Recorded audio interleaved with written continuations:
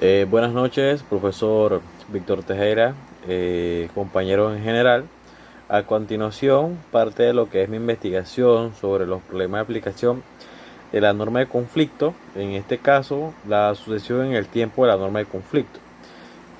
Hablamos de tesis como la que se van a mencionar a continuación y empezamos que la tesis de retroactividad, que fue una de las primeras que nos menciona en la investigación, que ésta se ha defendido pues en un tomo a dos argumentos, con los que se busca aludir el juego de la norma del derecho transitorio del foro, de una parte, y su carácter de norma sobre la competencia legislativa, en que plasma lo que es un interés público del Estado, y de otra su carácter, por decirlo así, de aquellas normas formales no aptas para crear derechos subjetivos de los particulares y que deban pues respetados por el nuevo ordenamiento jurídico.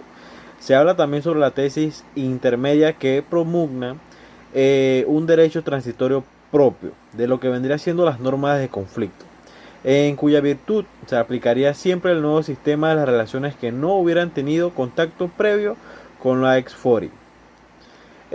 Por el contrario, si hubiera existido un contacto con lo que sería el foro, según esta postura, sería desear lo que sería la nueva norma de conflicto, no se aplicaría cuya trajera consigo lo que sería una reglamentación de diferente a la que hubiera logrado de acuerdo con lo que sería derogada norma de conflicto. En esta línea de pensamiento se dice que hay que distinguir entre situaciones instantáneas perfectamente localizadas en lo que es un tiempo en el que agotan sus efectos jurídicos, como por ejemplo un acto de disposición sobre un bien, en cuyo caso vendría siendo la aplicación del principio general de la irretroactividad, es situación duradera o permanente. En este segundo supuesto, la regla general de derecho transitorio conduciría a la aplicación directa de la nueva ley a los efectos que se realicen después de su entrega de vigor. Algunos puntos que resaltamos también dentro de la investigación fue la clasificación para determinar lo que es la norma de conflicto aplicable. Como punto número uno tengo la clasificación Lex Fori, la cual consiste en que para interpretar los conceptos establecidos por la norma de conflicto, como puede ser forma de los actos en lugar de conclusión, contratos, y hay que recurrir el derecho interno.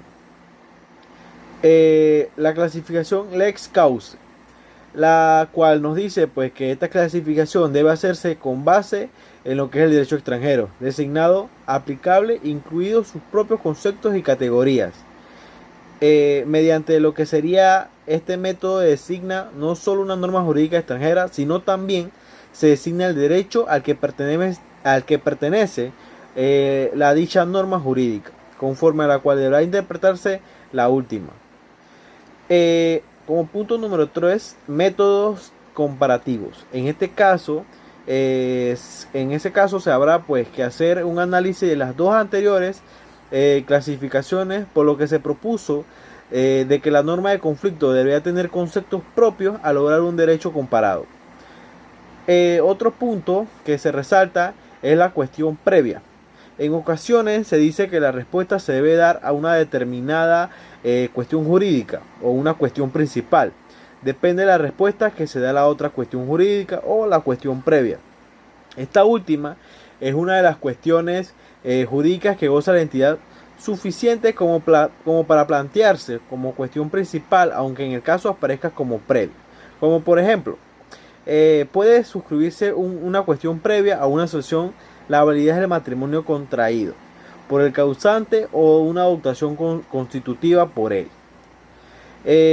Estas situaciones se dan en el derecho internacional privado del mismo modo que otras ramas del derecho, por lo que se habla una cuestión previa en sentido técnico cuando concurren los siguientes elementos, como lo son la norma de conflicto del foro designada aplicable a la cuestión principal de un derecho extranjero, o para dar respuesta a esa cuestión jurídica es necesario responder ante otra cuestión jurídica, o para dar respuesta a esa cuestión previa, las normas de conflicto del foro se remiten entonces a lo que sería un ordenamiento distinto, de aquel que remiten las normas de conflicto del derecho extranjero que rige a cuestión principal de la cuestión principal.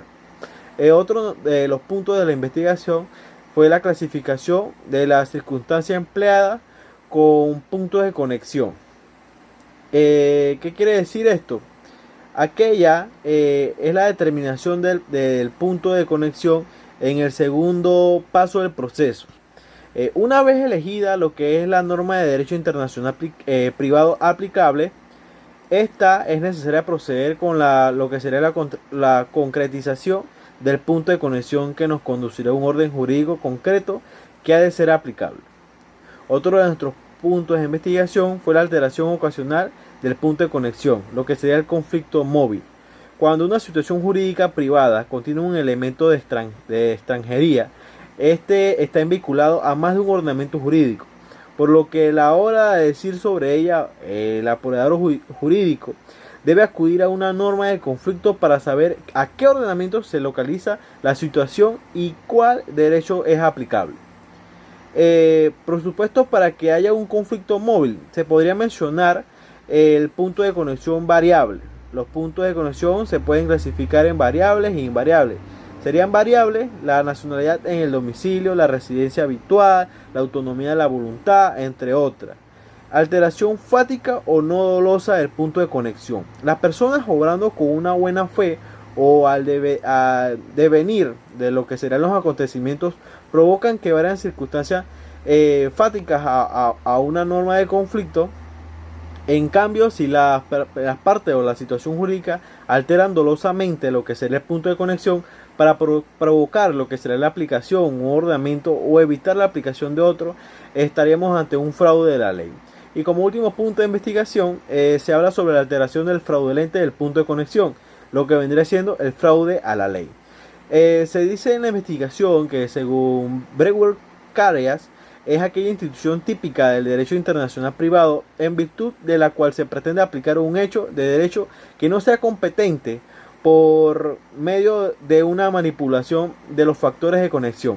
La esencia del fraude consiste en el propósito de burlar el espíritu de la norma, por así decirlo, para cual el sujeto se refugia en el texto de la misma. Ahora bien, en el fraude de la ley se puede ocurrir en todo caso en el factor de conexión dependa en más o menos lo que será la voluntad de los particulares.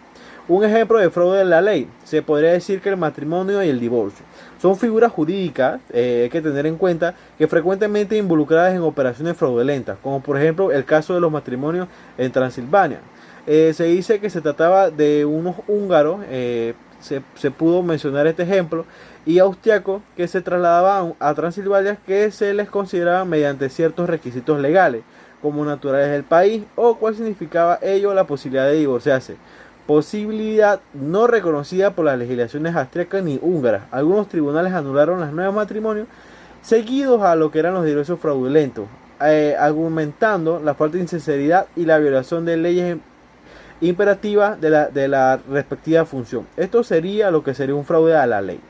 Con esto, pues parte de los puntos investigados en la investigación, y agradezco su atención sobre la investigación problemas de aplicación de la norma de conflicto, en este caso la sucesión en el tiempo de la norma de conflicto. Muchas gracias y buenas noches.